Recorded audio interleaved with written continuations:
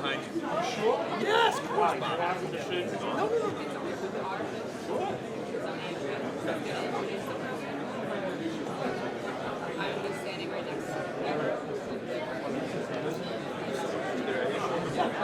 Thank you. We get everyone seated.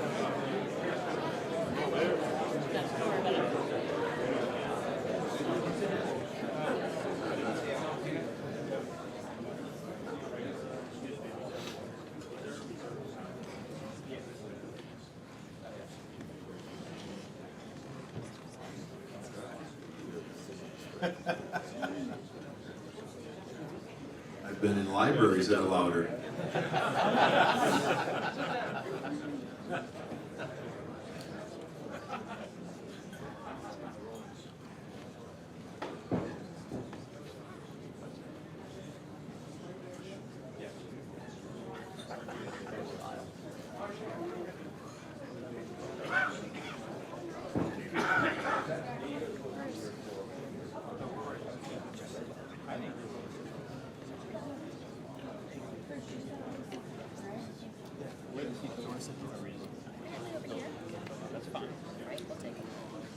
We're going to let a few more people take their seats, and we're going to get started. All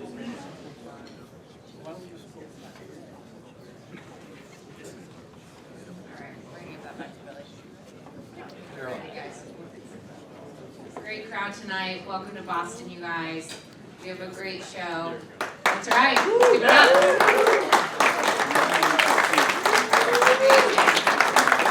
So before we get started, we do have a few people to thank. First and foremost, University of Massachusetts Club. Wonderful host for us tonight, a beautiful space. If people are interested in becoming members, please stop by their table right here to our right. They'll be here all night. Empathy Wines, sponsor of ours, as well as B&Y Mellon and 98.5. Massive thank you. We wanted to thank our members. Without them, we could not put on our events. For those of you who don't know us, we're Thuzio. We are in 10 cities throughout the year. We have 100+ events nationwide. And tonight we have an incredible event. Billy Jaffe is our host, our moderator. Zdeno Chara, thank you so much for being here. We can't wait to hear you back. All right. This is an awesome night. Z, it's great to see you, buddy. I don't get to see you enough as it is. I know. We were just talking about it behind the scene that we see each other almost every day. Every day at home, he's got to put up. I stand in the background, let Z talk to the others. I just listen. Folks, we don't have a lot of time, so we're going to get right into it. And I can't believe I'm saying this. I've been actually covering now hockey, fell into broadcasting 23 years now. And hyperbole, this is not. This perhaps is the most fascinating athlete, I can tell you, the most fascinating hockey player that I've ever met in my career right here. I played hockey, I've been around him, but this guy is so much more than a hockey player, and that's what we hope to get into up here and talk about that. But we're going to get into how he became one of the great defensemen of all time, one of the great captains of all time. This is Zdeno Chara, who is your captain of your Boston Bruins, over 1,000 games played with the Boston Bruins, and over 1,500 games in the National Hockey League. Very small feats, no big deal. Let's go back to the beginning, though. Okay, 1977. Big Z was little Z. Very little Z. Am I going to say it right? Trenchin? Trenchin. Czechoslovakia. Not Slovakia, Czechoslovakia. So you're born, you're living there. It's, for people that don't have the map out, 3 hours or so southeast of Prague, maybe a little more? About 4. About 4, okay. What was that like growing up in that time? Different era, obviously, different type of philosophy there. What was that like for you? Well, thanks, Bill. Before I start, I just want to thank you guys so much for having me. I don't do these things very often due to very busy schedule, but I honestly enjoy them. Hopefully I can give you as many. As many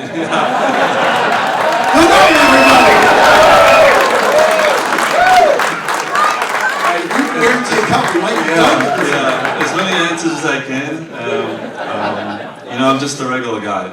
I always been saying that. I always believe in that. I've been growing up with certain values, and I don't want to change. I want to be just a regular guy, and whatever the things that are happening, of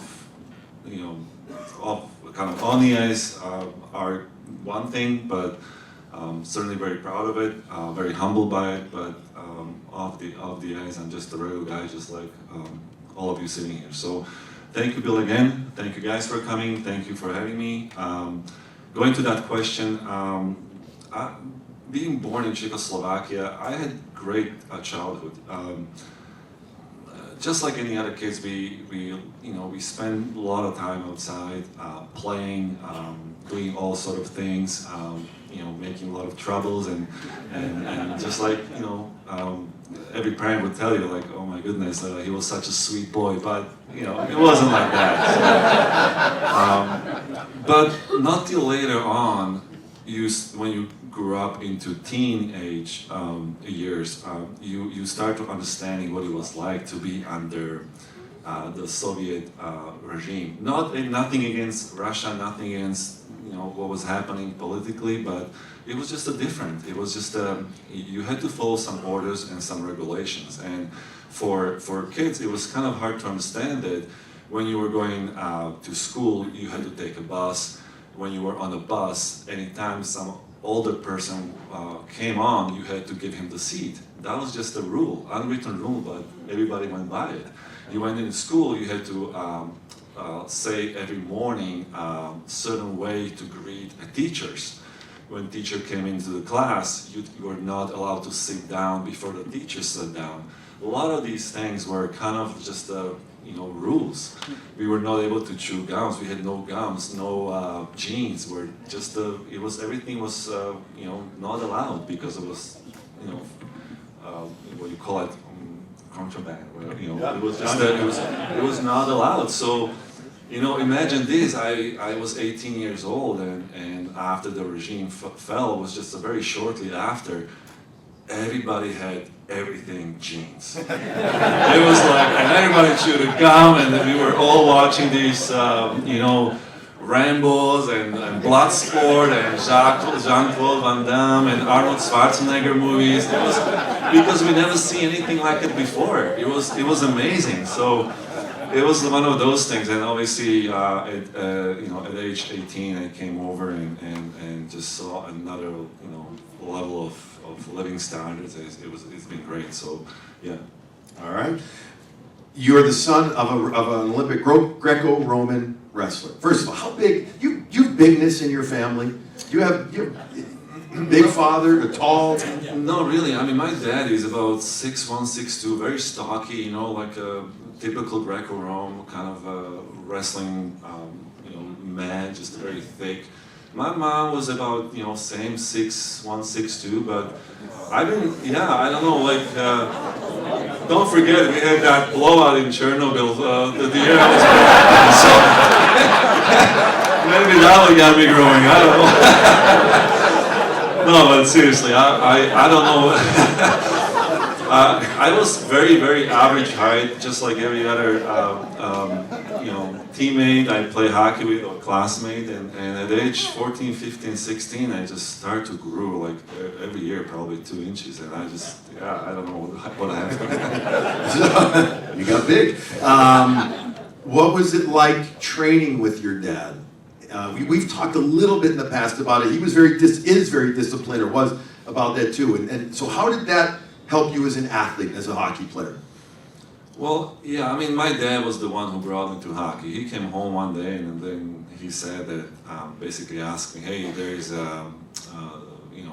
opening a hockey academy, and they were doing like recruiting young boys to come and skate. So he asked me if I want to try it. It's like, yeah, sure, I want to go on skates. I want to see what it's like. I mean, on TV it looks fantastic, it looks easy. And our neighbor, one kind of house over from where we lived, he was actually working as a Zamboni driver. So my dad thought like, hey, I have this new pair of skates. I'm gonna run to the neighbor. He's gonna open up the ring later that night. He opened up the ring for us. We went on. He put the skates on. I jumped on the ice, tried to skate. Bam, face down, knocked my 2 teeth out. I was like, oh, this is great. This is hockey. So came home. My mom was looking at me all bloody. I was like, what happened? I was like, yeah. So. That was my very first time, like my experience with the ice. But I don't know, it was something great about that. I felt very connected, like the smell of the ice, just the arena, doing something different in the summer was, like just I don't know. I fell in love with it. Even I started very late compared to all of my friends. How old were you? I was about 6 or 7 when I started skating, and all my friends, they were already like stick handling, shooting pucks, and I was going along the boards. But my dad played a huge role because he was a professional athlete. He told me, listen, like don't worry about them, just worry about yourself, and you can catch up. But the only way you can catch up is by going extra, like doing extra work, and whatever you do, you have to do it without cheating, and you have to do it honestly, and don't worry, like I'll put you on a different kind of like training and program, and you have to be very disciplined, but eventually the hard work will pay off. And for me it took a long time, and it was extremely hard because all of my friends, imagine that at age, I don't know, 11, 12, 13, all of my friends were going out. They were going play, they were going to parties, and we had actually a big house with a big yard, and it wasn't a farm, it was kind of like something between like a farm and big house, but we had a lot of like these animals we had to take care of, like we had pigs, chickens, rabbits, all these animals, and because it was tough, like we had to help out, the family needed, obviously, we were not poor, but we were not wealthy, we had to like live off the animals, and so my dad said, hey, first you have to take care of the house, when I'm not home you have to take care of it, after that you have to train, and after that you can go home. Well, sure enough, there was no time to go out because by the time I was finished with feeding all the animals and getting, watering the plants and tomatoes and potatoes and all that stuff, and then after that I got in my basement and did a workout. Sure enough, it was so dark and I was exhausted. So, give us a quick example. Just what kind of workout he would have you do? Like 2 or 3 exercises. You're known for your workout ability. So. My dad was very creative, and he, because we spent so much time outside and doing all these things around plants, he would build like a pull-up bar on the trees, on the tree branches, so I could, every time I walked by, I would just have to do pull-ups. I didn't have to run down in the basement and do pull-ups over there, so he would do like a pull-up bar, then would hit like a big round iron, like a dip, like for dips, for like push-up dips around the trees. He had me carry like these buckets of water when I was watering when I look back, it was like people who kind of walked by and see me, they were like, what's going on here? But there was some extreme outdoor games, or when you kind of watching these, the ninja warrior. Yeah, ninja warrior. So I was kind of like one of those. I was on the tree and doing dips and pull-ups and jumping, and so I was kind of like, while I was working out at the same time. You were multitasking. Yeah, but I mean, by the end of the day, you realize, okay, I did 100 pull-ups, or 200 push-ups, or it was amazing because by the end of the month, you add up, it goes into thousands. So it's no big deal for this guy. The part of the Bruins, usually, I don't know if you guys did it this year, the pull-up challenge. No, we skipped the testing. Okay, this guy owns the record. Kevin Miller's getting, when I say pushing, I mean he came in and he started doing well. What is your record for the pull-ups that you did with the Bruins? Well, I have to be honest and truthful because I'm always I'm always are. 2 years ago, I did not win, or was it 3 years ago? We had guys who did like over 40 pull-ups. I was so proud. Honestly, I was happy. Happy. I was kind of like I finished like third or fourth. Somebody finished with 41. Somebody finished with 40, and I think I was. But they're not 6'9", 250 something pounds. Yeah, It's a little different. and I had 39, and I was like, I was like, but you know, like that's great because you know when I came in 2006. You know, I remember that in the first testing for first pull-ups, I knocked out like, I don't know, 35 pull-ups, and the second best was like, I don't know, 11 or something. And they were all looking at me like, wait a minute, so what's going on in here? So, but I'm glad because that's what you want. You want to see the improvement, you know, like the guys, everybody's pushing each other to be better. And in these days, it's kind of like, it's kind of like the nature of our team that the identity we have, we are probably one of the best fitted team in the NHL. So I'm very proud of that, and obviously it's amazing. There's so much we could literally talk for hours up here, but we got to motor through this. You come here in 2006, drafted by the Islanders, played there a bit, go to Ottawa, play there a bit. You really starting to really morph and come into an all-star defenseman.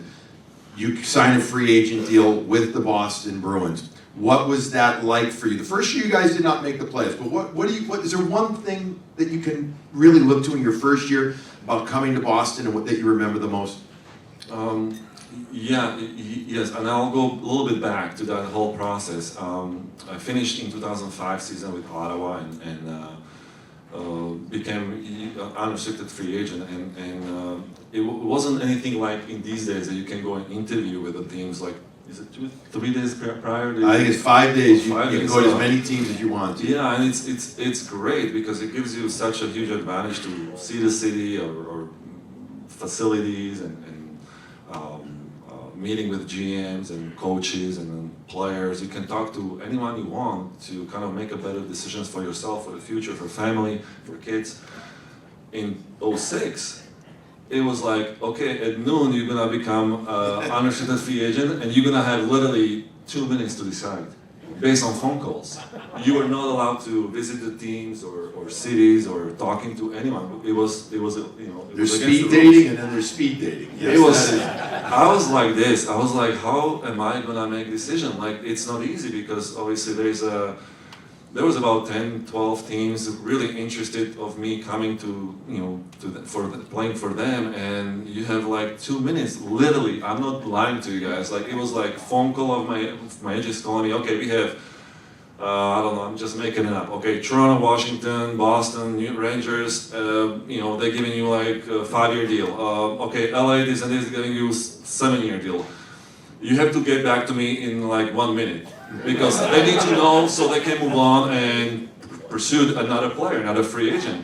And I'm sitting there with my wife on my bed. I'm like, where are we going? Like, I have no idea. Like, what's going on? But I have to say, like, my agent was kind of ahead of it, and he made me do a few charts and categories based on which I would kind of make a better decision. And Boston was one of the teams that I really wanted to go first, original 6 franchise. I knew I could have that leadership role, and I saw huge potential in that team. Even we did not do well first year because all that, you know, new personal coming, a lot of chances, GM, coaches, front office, players, free agents, and it takes time to kind of find, you know, I remember we didn't have a assistant coach or 2 assistant coaches till like a month before the season started. It was just such a, you know, chaotic time, and also known as a gong show at that time. Yeah, it was. It happens in these businesses. It does it's happen. amazing. People get fired. People get kind of like let go, and then I know Peter coming in. He was not allowed to do any negotiations, right? Because he was coming from Ottawa. So it was so many illegal and you know, it was just a bad thing. Like he couldn't negotiate. But you saw potential. I saw potential. Awesome. I believed it. So much so that a couple of years later, some good stuff started to happen. What makes hockey unique, and I think we're speaking the language that I think all you guys know, is that hockey, has this thing called the Stanley Cup that is the hardest trophy to earn. It is. It's the most brutal, wonderful, violent 2 months, I think, for a player to go through. Some players that I've known have literally lost upwards of 10 to 15 pounds during that time. They can't keep weight on because they are so, at that time, decimated by the competition and the weather's warmer outside, etc. But what also makes hockey unique, once the championship is awarded, so to speak, is they don't go to the owner, they don't go to the GM, they go to one person. They go to the captain of the team. And something happened in 2011 with that potential that you saw. And before we talk about it, let's have a little trip down memory lane. Congratulations to Jeremy Jacobs, Cam Neely, Peter Chiarelli, and Claude Julien, the city of Boston, the Bruins fans, and most importantly, the Bruins players. Great job. Zdeno Chara, it's my honor to present you with the Stanley Cup.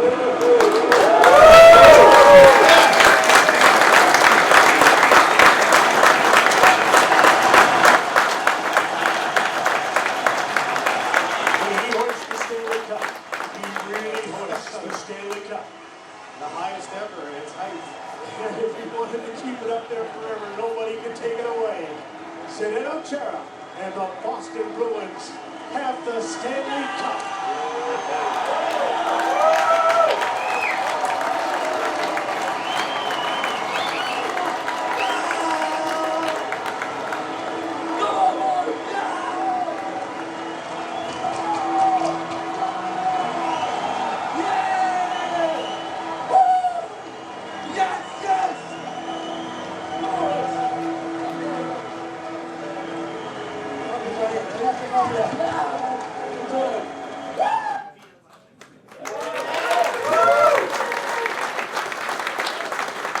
Awesome.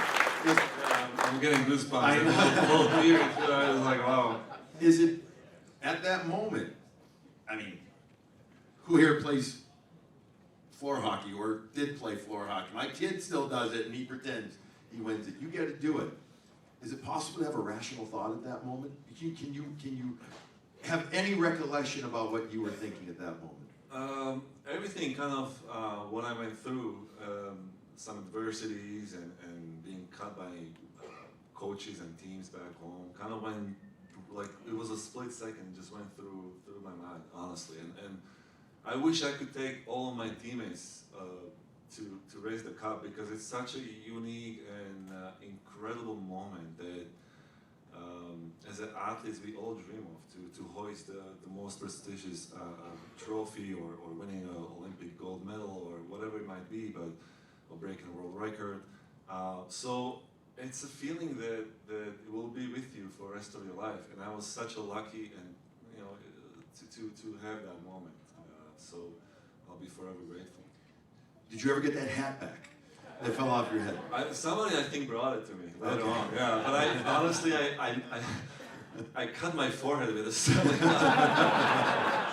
I didn't know, honestly, the first time ever, like, touching it. You guys know that you're not supposed to touch it, before you win it. So never had a chance to kind of grab it or feel how heavy it was. And once I got it, and I didn't. When Gary was holding it, you're like, give it to me, give it to me, give it to me. But I didn't know how thick it was, and when I went down, I literally popped like right my forehead, and like I had like a big cut right here. So I was like, don't stitch it. Like, I'm gonna always remember that scar. What was the party like after? What was the moment in the room? I know, I was actually fortunate. I was there with the NHL Network on the ice with you guys. Amazing stuff. By the way, just side note, I grew up a Bruins fan. Even though I'm from Chicago, I grew up a Bruins fan because my family's from Boston, or half my family. So to me, I'm there and I'm supposed to be unbiased, and I was the NHL Network, but you know what I wasn't? I was like, yes, they won. So the fan, the hockey person to me, the hockey guy, I wish I could have been in there, just on the fly on the wall. So take us inside. What was that like? Well, after we all got the chance to hoist the cup on the ice and take pictures with families, with each other. Then we took it to the locker room, and the locker room was already filled with a lot of families and friends. It was not much room you could move. It was just I don't know, the size of the locker room was probably like half of where we're sitting. And you imagine you have, I don't know, 150 people there. It's just, and the Stanley, the champagne is just, you know, spraying everywhere, beers, this, that, and everybody's trying to hug each other and hoisting the cup and pose for pictures, and you are celebrating, you're enjoying, but you're feeling the exhaustion, like it's settling on you.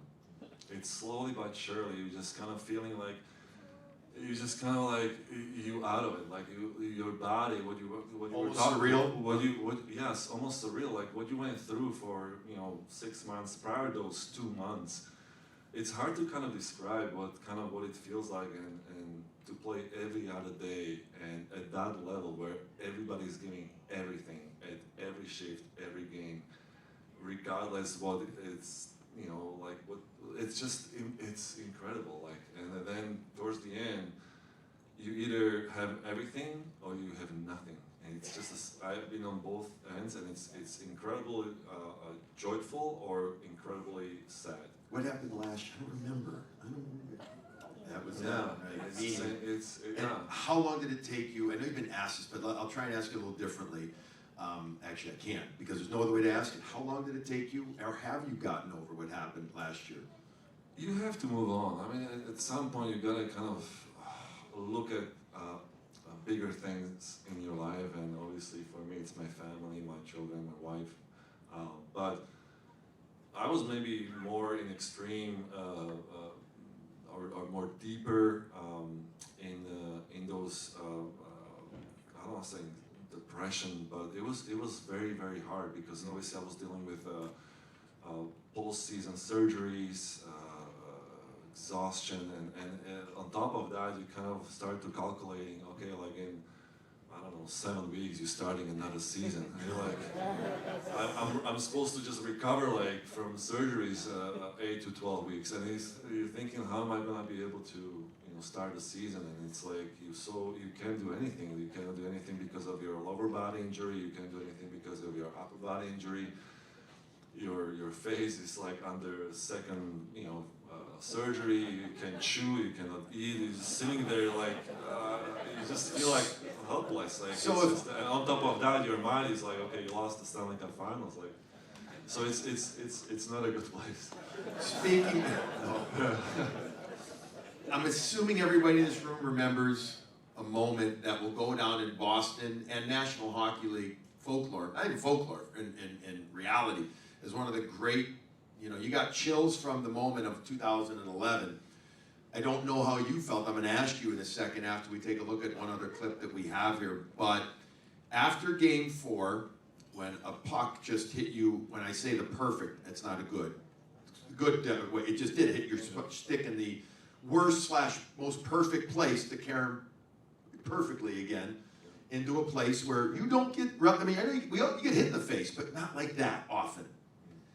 He gets hit in the face. Jaw is a mess. How many breaks? It was 5 different. Only 5, just 5. 5 different breaks. Game 4, Stanley Cup. Is he going to play Game 5? Let's roll it. On the fence, in his 21st season, from Czechoslovakia, number 33, Zdeno Chara!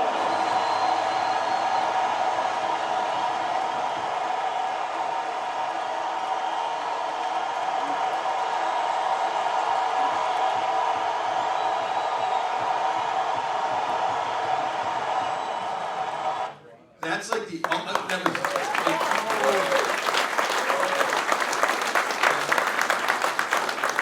way that was perfect. The cameraman on the ice, and then the glow things in the lights in the stands, and we were upstairs for that game doing our spot, and the place was shaking. What were you thinking at that moment? I don't know what I was thinking, to be honest with you. Were you in pain?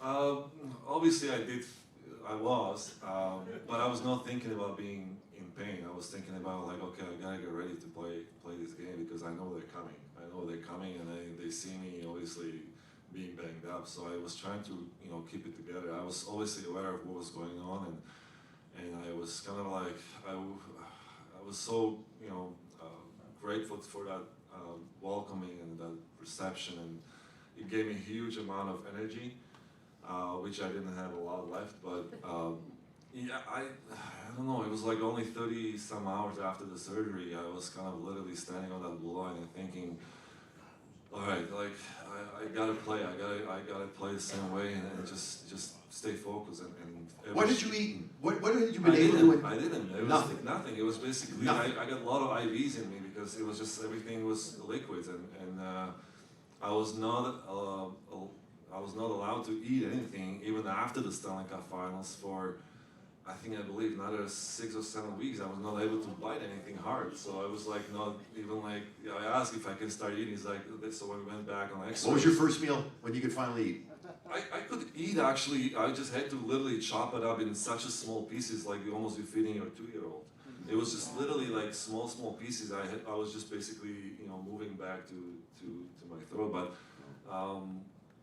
Yeah, it was kind of, it was hard, but it was something. I can't go a day without eating. But I knew that, listen, like I knew that I want to have that feeling again. I really, I was okay with it. I know it sounds crazy, but I was okay. Like, listen, I'm aware of the situation. I know I'm putting a lot of in my health online, but I wanted it. I wanted it again, but fortunately, it was just, So hard to get over for everybody. That's how passionate the fans are here, and all the Bruins fans around the world. I mean, we see how Bruins fans travel around North America. They're phenomenal. One question about this year, just made some trades, Andre Kasha, Nick Ritchie, but more than that, you guys have had, I get asked this all the time, and everybody, a lot of people in here are hockey people, so you understand locker rooms can dictate an awful lot about what happens with your team. It has to be real. It can't be fake. This Bruin team, I hope I'm not overstepping my bounds here, seems to me to be incredibly tight, real, no BS, a genuine, like you don't always get that at the NHL level. A lot of times it's 23 individual guys that you hope come together. This is as tight a team as I've been around in my time covering you guys.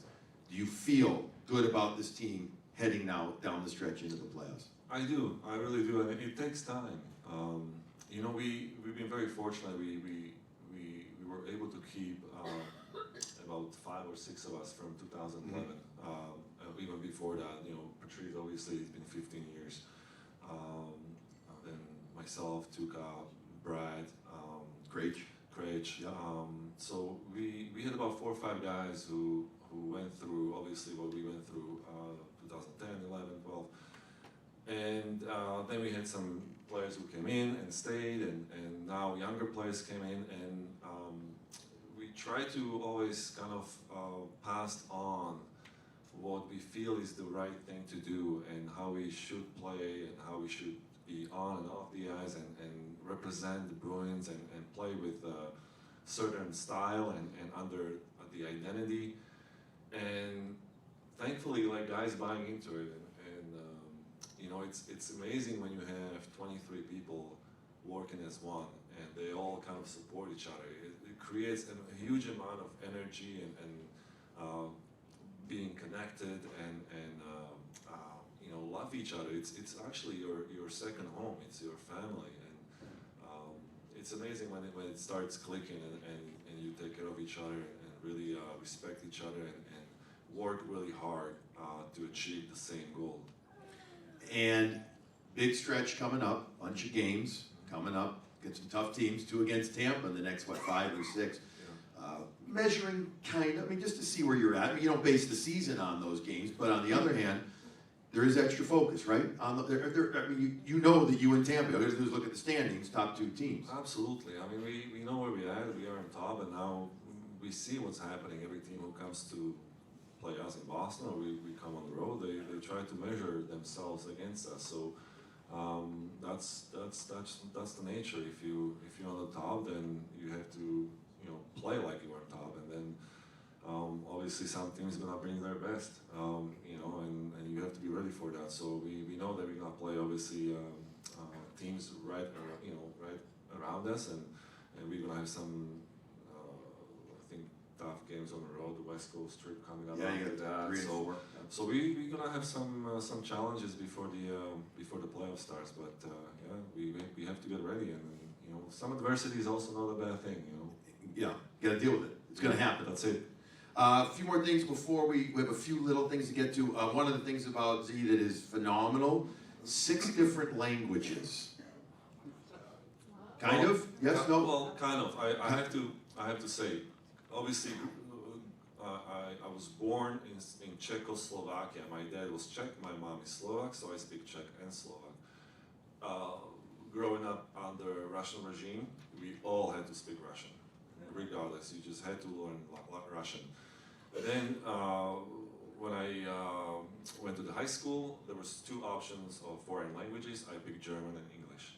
Then I went over, in 2004, I went to play in Sweden. I learned how to speak Swedish, but I forgot a lot, I have to admit.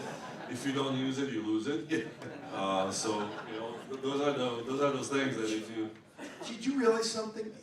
You see, if you wanted to, you could chirp pretty much the entire league in any language on there. Thank God Brad Marchand does not know all these languages. He'd be suspended forever. He's got the body language. He's got the body language there. 6 different languages. I know ho-hum, another, no big deal, like 1,500 gauge. You just do it. You just, right? It's very impressive. We could go on and on and on. We have so many things to get to. We have some audience questions that came in, and we're going to do one of them. All right? Wow. Because we're running late. We have a lot. Who's the lucky one? Well, here. Karen G., you have no doubt have been blessed with many memorable moments as a Boston Bruin. Is there one of your favorite Bruin stories that you can tell, I'm going to guess in addition to winning the cup, or something perhaps involving the cup? Yeah, I think that morning we had a brief meeting, and the feeling at the breakfast was incredible. I think we were all looking at each other, and we just had that look, and everybody was like so happy. It's almost like we knew it was coming. It was amazing. I think nobody said a word about anything about Cup or nothing, none of that, but we were all in such a good place mentally and physically.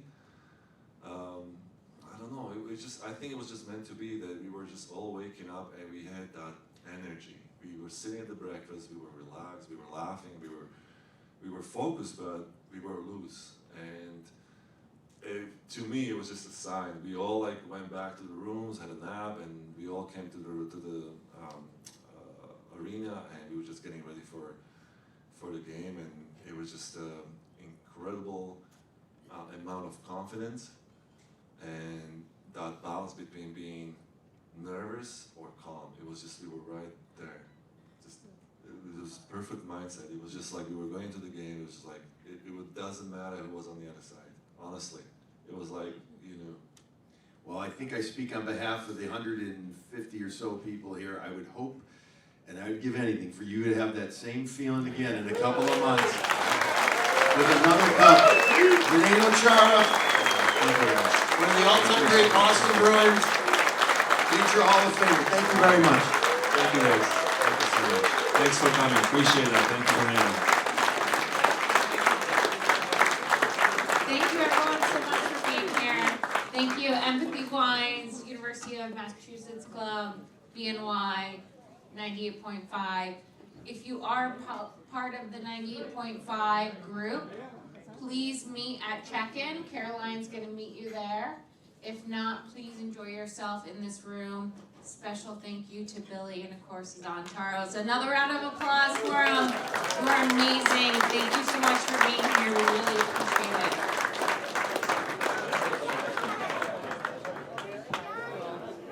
Excellent.